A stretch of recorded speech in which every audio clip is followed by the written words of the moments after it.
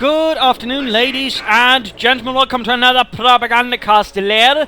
We'll be focusing a bit here on Soviet Doctrinal Infantry, the free ones, that is. A quick overview on the three different ones, that is Guards Infantry, Shock Troops, and the Regulars. Starting out here with the Guards Rifle Infantry Squad in a bit of a 2 versus 2 match. This won't be sort of in-depth, just sort of a quick overview, but again can still be done. The Soviet Guards Infantry, by some considered to be anti-tank infantry, a consideration or idea I would say is in fact deeply flawed. A much better appreciation of what to describe that is heavy infantry. They can do a lot of roles, basically but they can't really excel in any of them. That's sort of their trick, if you will.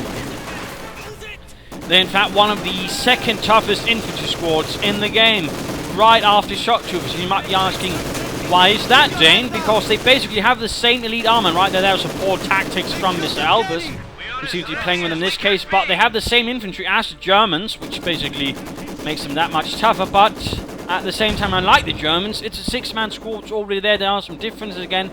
They are tough. Combine that with, for example, with their most of their guns actually overall shoot faster than the conscripts, which again does give them considerably more firepower. Already some differences begin to appear. Overall, again, they can do a bit more, in particular with their light machine guns. We are awaiting orders. And again, some people seem to think, you know, combined with anti-tank rifles and the buttoning, they must be anti-tank infantry. And again, no, they're heavy infantry. They can do a lot of things right. They can support other tanks, again, via the buttoning. They can deal with light vehicles through their anti-tank rifles, even support tanks with their anti-tank rifles. But again, overall, they're not, for example, the gentlemen to just go and knock out a tank, which apparently some people do seem to think, and, you know, then they get a bit disappointed they don't do so, which is quite sad. But again, the DPs actually, I mean, combined actually do about the same damage as an LMG-42. That's not exactly bad now, is it? But again, one of those little things that gets forgotten. And overall, I mean, if you, for example, consider again a 6-man squad, grenadier strength in terms of armor, and then also equipped with something equivalent to it, well, that's actually pretty nasty for infantry to deal with as well. Plus, they've got some very unpleasant grenades, and again, that's sort of their thing.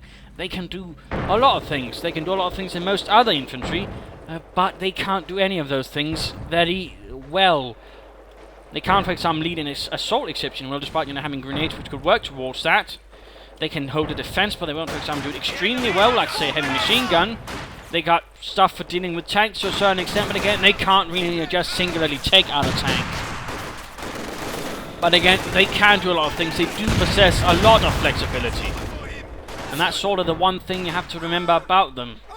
They can do a lot of things, and they can do them reasonably well, and again, they are tough. Because again, they also have those 6 squad members, which also makes them less likely to just get wiped out by, say, artillery or enemy tanks. Though again, note, infantry armor generally does nothing against enemy tanks in terms of, you know, survivability. So that's a little thing that needs to be kept in mind when you actually deal with the Guards Infantry. Though again, that's more of a topic I'll probably be broaching when I sort of try to deal with more the general differences between Russian and German infantry. And again, worthwhile pointing out here, nice use of incendiary armor fishing rounds there, by the way, but still, overall, Guards Infantry can pull out a lot of different things. And that's sort of the one thing to remember about them. So if you actually see someone saying, you know, they're anti-tank infantry, know that they are not really knowing what they're talking about. They are heavy infantry. You shouldn't just bunch up units if they're heavy or, I mean, anti-tank or anti-infantry. That's just missing a lot of nuances, a lot of things about the game. Right here, of course, he should just have stopped up and allowed the Panzers to advance, you know, right into the light machine guns. But there we go. Quick grenades here. Overall, Panzer just got pushed back rather forcibly here by the Guards Infantry using their grenades and the light machine guns. Grenadiers marching about there. Guards Infantry pushing up, but again, they can do a lot. And again, they can support the tanks quite nicely by butting up the vehicles. Again, they can support your anti-tank weapons. Overall, they can do a lot of support, but they can also, to a certain extent, pull an assault off. So keep that in mind the next time you're sort of thinking about Guards Infantry. Don't think, you know, well, they seem to be pretty poor anti-tank infantry, but again, that's not their job. Their job is, again, heavy infantry. A much more different role, which involves a lot more things and a lot more big weapons, a lot more big guns. That is. So again, that's something that let's consider. And there we go. And let's just call it for here. Again, sort of quick overview of the different units. I won't be sort of going into sort of more specific tactics and strategies, but again, sort of more the general ideas behind them. And that's something to do with the search, because again, they do have a lot of free doctrinal infantry. But now, moving on to the shock troopers. Hoorah! Moving on to the shock troopers, also one of the more numerous units available in different doctrines, alongside the guards rifle infantry, compared to the regulars, who are only available in one so far anyways. But the shock troopers, they do possess a more specific and role, that is the role of assault. Of course, they can still be modified if they say pick up a pantry strike or an anti-tank rifle. Overall, the role is much more specific in terms of what they need to deal with. Again, they're assault troops, they're troops for getting up close. They possess the body armor for doing so, which again largely helps them sort of absorb a lot more bullets, alongside of course their large squad sizes. So that in general marks them as some rather tough bastards. When dealing with infantry, of course, again, when it comes to tanks, all of a sudden, you know, things fall through. They don't have anything for actually dealing with tanks, and again, their body armor generally doesn't do much. Again, not really much useful there, but again, assault troops, they're excellent. Again, they possess grenades for whittling out troops from different places, or just sort of out of cover, out of building, or just, you know, doing something unpleasant.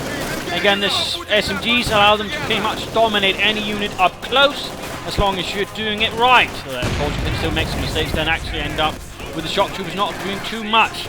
Finally, they also possess smoke grenades, which essentially allows you to close to the unit, or for example, in case you get caught by an MG42, and there we go, allows you to pop smoke, and again, oh, good lord, that MG42 won't be doing much.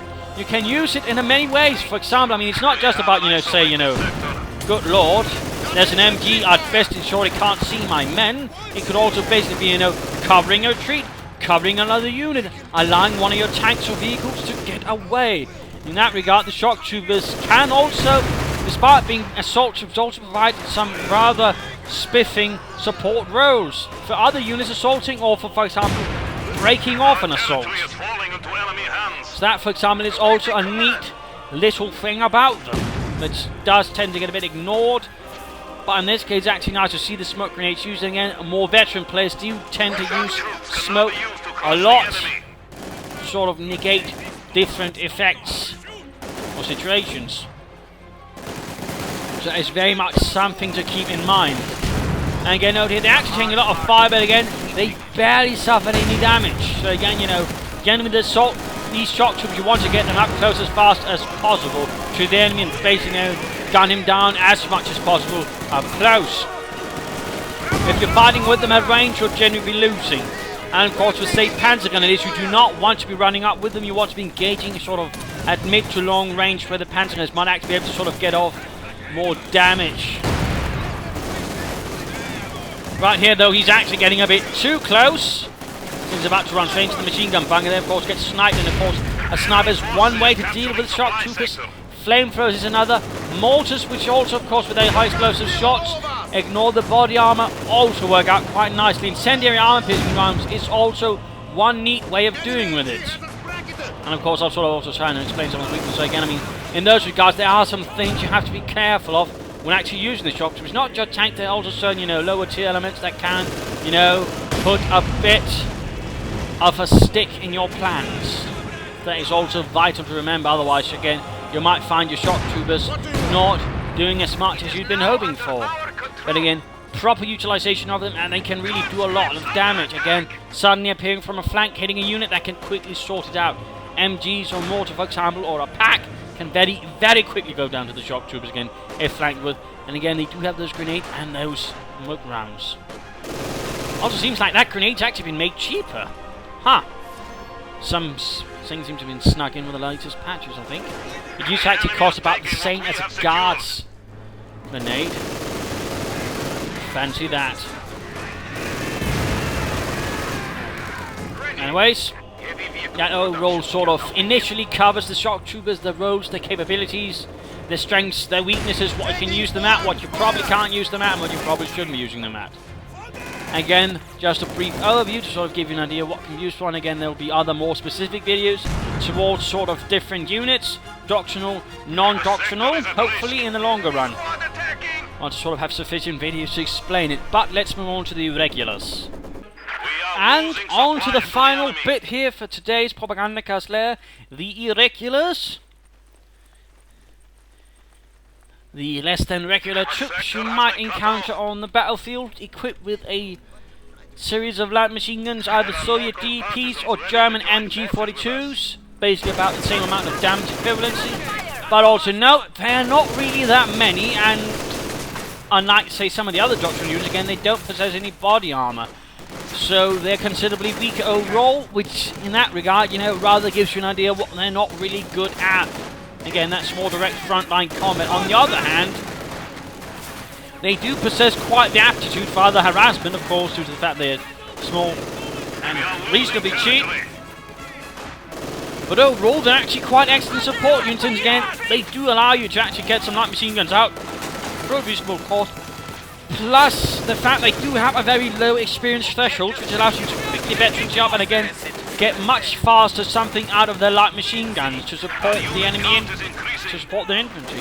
So again, in that regard, they do possess some abilities which you know others might not consider quite handy. That's rather their job, again, their support. They won't be, you know, a main hold line thing there like the Guards infantry, which you can quite nicely hold up a part of the front line. They're not support shock troopers either, but again, you know, supporting other units, they can do alright. Again, they've got the light machine guns, which can provide you with quite a nice chunk of firepower right away. They can be merged with if necessary, and again, in fact, you actually benefit from that, so of course there's also that. And of course, you've got the grenades and the anti-tank grenades. So in that regard, again, they can do a bit of support. And quickly appearing, for example, with that fragmentation grenade is going to cause someone a bit of a headache. So while they might not possess the resilience and durability of units like, say, the Guards and the Shock Troopers, they can lay down a nice amount of firepower for that little price they cost. So again, using them to support the other troops and basically, say, have conscripts absorb all the fire, and you can actually do quite well. Or from that matter, flank in with a quick fragmentation grenade and catch some poor devil out in the open. So again, that is also something to consider, and right here we do see that Robespierre, who's in this case is one being featured, does seem to be using them more in the support role, which is good. Which is very good, in fact. And which is how you want to be using them. Though, of course, you don't want to caught in front of an MG40, in which they're digging the ground.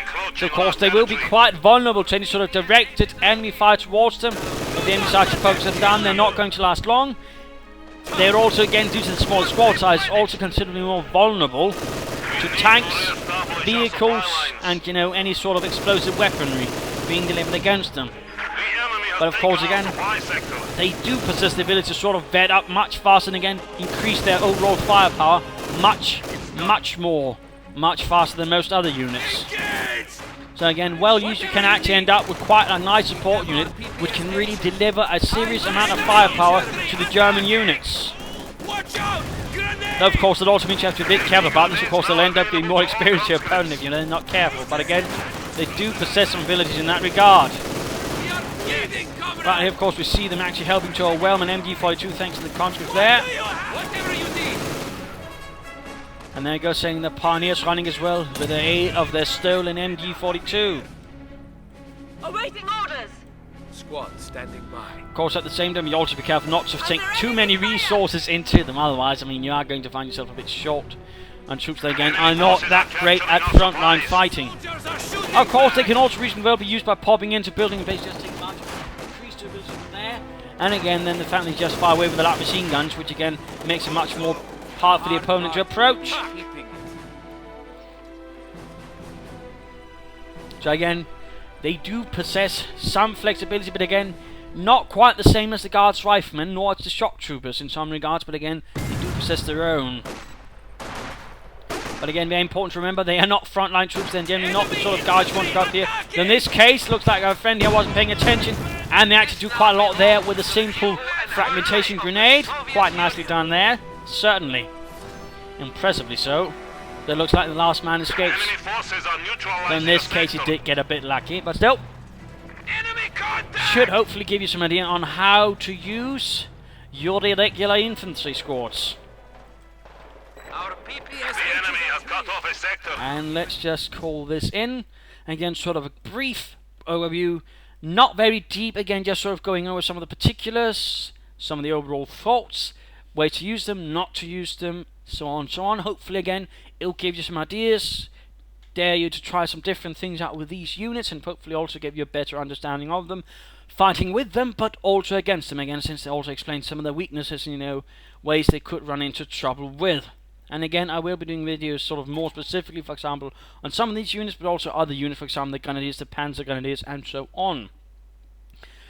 So, I hope you enjoyed this lesson. I hope you found it most educational. I hope you got some ideas for your future play, and that it helped, you know, sharpen up a few things. So this is Imperial Dane saying cheers.